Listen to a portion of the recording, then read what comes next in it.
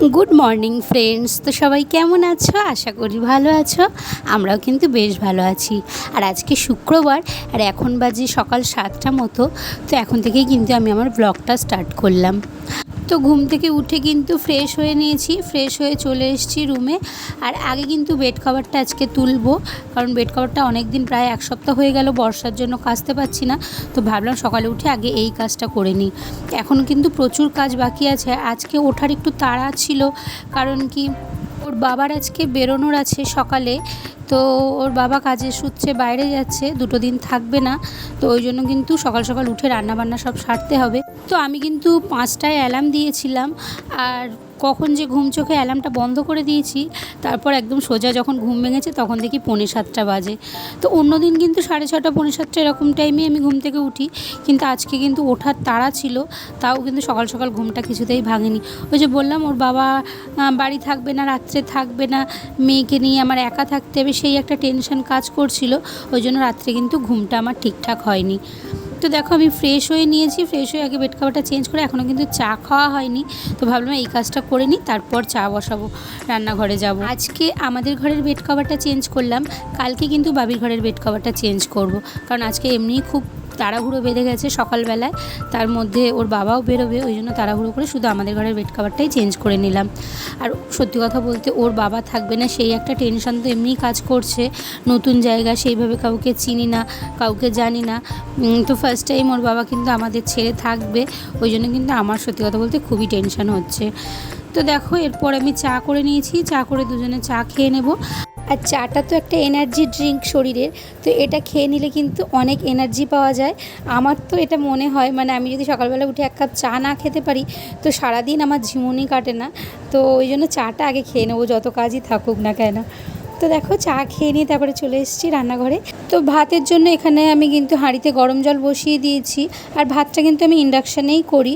আর জলটা একটু বেশি করেই দিয়েছি, কারণ বাবির স্কুলের আবার টিফিনও করতে হবে। তার জন্য আজকে ভাবছি একটু চাউমিন করে দেবো, ওই জন্য গরম জলটা একবারেই বসিয়ে দিয়েছি। তো ওর থেকে একটু গরম জল ঢেলে নিয়ে তারপরে আমি ভাতে চালটা দিয়ে দেবো জলের মধ্যে, কারণ এটা তাহলে কিন্তু একবারেই হয়ে যাবে। কারণ তাড়াহুড়োর সময় কিন্তু আমি এইভাবেই করতে থাকি। একটু বুদ্ধি খরচ করে একটু শান্ত মাথায় কাজগুলো করলে কিন্তু খুব সুন্দরভাবে তাড়াহুড়োর সময়ও কাজগুলো এগিয়ে যায়, মানে আমি তো তাই মনে করি। আর সত্যি কথা বলতে আমিও কিন্তু কোনো দিন ভাবিনি যে এইভাবে এক হাতে সমস্ত সংসারের সবটা আমি কোনো দিন সামলাতে পারবো। কারণ বিয়ের পর থেকে কিন্তু আমার শাশুড়িই সবটা করেছে, রান্না করা থেকে শুরু করে মেয়ের টিফিন দেওয়া, মেয়ের টিফিনে কী খাবে সেইগুলো কিন্তু সব কিছু আমার শাশুড়ি করতো। তো আমি কোনো দিন ভাবিনি যে এই কাজগুলো আমি কোনো দিন ঠিকঠাক করতে পারবো। তো ওই যে বলে না, মেয়েরা জলের মতো, মানে যে পাত্রে রাখবে সেই পাত্রে রাখার ধারণ করবে। তো এটা কিন্তু আমার ক্ষেত্রে একদমই ঠিক। তো ওইদিকে দেখো কথা বলতে বলতে কিন্তু আমার চাউমিনটাও হয়ে গেছে। এরপর আমি রান্নাটা করে নেব। আর কালকে ওর বাবা নিয়ে এসেছিলো চিংড়ি মাছ আর চারাপোনা। তো এখানে পটল দিয়ে আলু দিয়ে চিংড়ি মাছের একটা তরকারি করব, আর করব মাছের ঝোল। ব্যাস এইটুকুনি রান্নাই কিন্তু করব আজকে। তো দেখো এখানে কিন্তু পটল চিংড়িটা আমার হয়ে গেছে, এরপর মাছের ঝোলটাও বসিয়ে দেব। আর ওই যে ছোট মাছ, ওর ভেতরে যেহেতু পুকুরের জ্যান্ত মাছ, তো একটু তেলও ছিল। আর বাবি কিন্তু এই মাছের তেলটা দিয়ে গরম ভাত খেতে বেশ ভালোবাসে। তো ভাবলাম মাছের তেলটা ভেজে রাখি, কারণ ওর তো আবার স্কুল আছে, ও স্কুলে যাবে। আর পড়তে গেছে, পড়ে এসে তারপর কিন্তু স্নান করে স্কুলে চলে যাবে। ও শুক্রবারটাও কিন্তু ওর খুবই তাড়া থাকে, শুক্র শনি দুটোবারই থাকে, কারণ পড়া থাকে সকালে, পড়ে এসে স্কুল থেকে এসে আবার পড়া। তো এই পর্যন্ত যারা আমার এই ভিডিওটার সাথে আছো, আমার ভিডিওটা দেখছো, তাদের কেমন লাগছে একটা ছোট্ট কমেন্ট করে জানিও। ভালো লাগলে অবশ্যই আমার চ্যানেলটাকে সাবস্ক্রাইব করে আমার পাশে থেকো। আর তোমরা কে কোথা থেকে আমার ভিডিওগুলো দেখছো সেটাও জানিও। আর তোমরা যদি বলো আমাকে সাপোর্ট করার কথা, আমি নিশ্চয়ই তোমাদের সাপোর্ট করব, তোমাদের চ্যানেলকে সাবস্ক্রাইব করে তোমাদেরও পাশে থাকবো। তার জন্য কিন্তু আমাকে কমেন্ট করে জানাতে হবে। আর দেখো তোমাদের সাথে কথা বলতে বলতে কিন্তু ওর বাবারও খাওয়া দাওয়া হয়ে গেছে, রেডি হয়ে গেছে। আর ওর বাবা ভাবছে বোধহয় আমি ফটো তুলছি, তো ওই জন্য একটু পোজ দিয়ে দাঁড়িয়ে পড়েছে। আর যেহেতু 2 দিন থাকবে না, তো ওই জন্য একটু বাজারও করে দিয়ে গেছে সকালবেলায়। তো একঘেয়ে পটল ঝিঙে খেয়ে খেয়ে না খুব বিরক্ত হয়ে যাচ্ছিলাম। আমি বলেছিলাম যে ঝিঙে আর পটল কিন্তু একদমই আনবে না, তো ওই জন্য একটু ডাঁটা কপি এইগুলোই নিয়ে এসছে। আর বাবিও চলে এসছে পড়ে, তো ওকে একটু জল করে দিলাম। ও জল খেয়ে কিন্তু স্নান করে ভাত টাত খেয়ে চলে গেছে স্কুলে। আর বাবা মেয়ে দুজনেই বেরিয়ে গেছে। এরপর কিন্তু সারাদিন আমি একা, তো ভাবলাম আজকে অনেক ঘরের কাজ করব। তো আজকে একটু রোদ্দুরও বেরিয়েছে, ওই জন্য আগে নিয়ে এসেছি আটাগুলো রোদ্দুরে দিতে। তো আটাগুলো আগে একটু চেলে নেব ফার্স্টে, ছাদেই নিয়ে এসেছি চালার জন্য। ছাদে কিন্তু আর রাখতে পারলাম না, কারণ ওখানে কিন্তু খুব পাখির উৎপাত আছে। তো আমি জানি নিচে চলে এলেই পাখিরা এসে ঠোকরাবে, ওই জন্য নিচে নিয়ে চলে এলাম একবারেই, যে চোখের সামনে থাক, তাহলে একটু মাঝে মাঝে তাড়া দিতে পারবো। আর এখানে যেহেতু অনেকটা রোদ্দুরও বেরিয়েছে, তো দেখো এদিকে বড়ি, আমশি, তেজপাতা, তারপরে শাশুড়ি যে লেবুর আচারটা করে দিয়ে গেছিলো সেগুলো সব কিন্তু রোদ্দুরে দিয়েছি। মানে কদিন ধরে একঘেয়ে বৃষ্টি হচ্ছে, তো আজকে একটু রোদ্দুর বেরিয়েছে, ওই জন্য সবই একটু রোদ্দুরে দিয়ে দিলাম। তারপর রান্না হয়ে গেছে, গ্যাসটা কিন্তু এখনও মোছা হয়নি, কারণ আমি কিন্তু গরম গ্যাসটা মুছি না, কিছুক্ষণ পরেই মুছি। তো ভাবলাম ততক্ষণে জলের বোতলগুলো ভরে রাখি, যে সারাদিন আর তো কোনো কাজ নেই, টুকটুক করে এবার নিজের মতো করেই সব কিছু সারবো। তো এবার গ্যাসটাও একটু মুছে নিচ্ছি।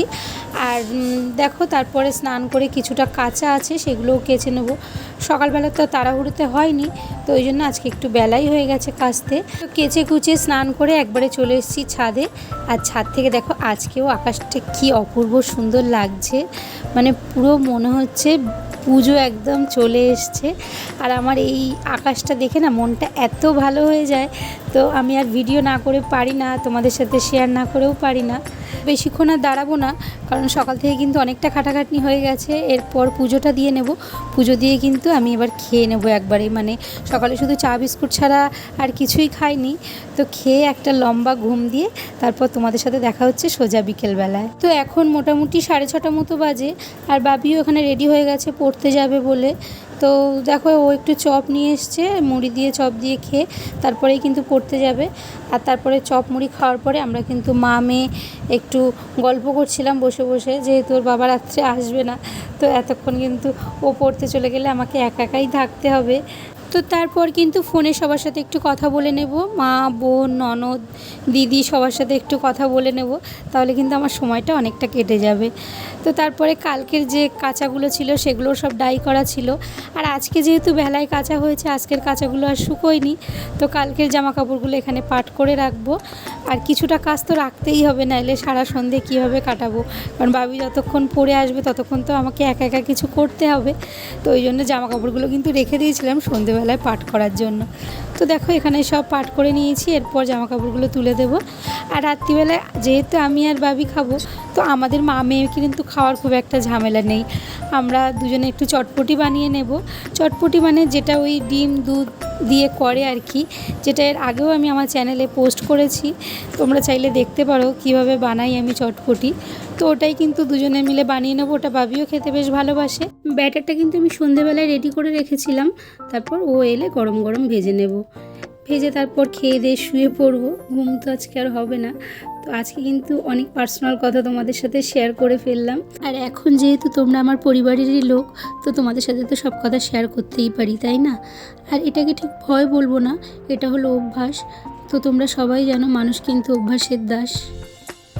তো যাই হোক, এই ব্লগটা আমি আজকে এই পর্যন্তই রাখছি। ব্লগটা কেমন লাগলো অবশ্যই জানিও, ভালো লাগলে একটা লাইক করে চ্যানেলটা সাবস্ক্রাইব করে আমার পাশে থেকো।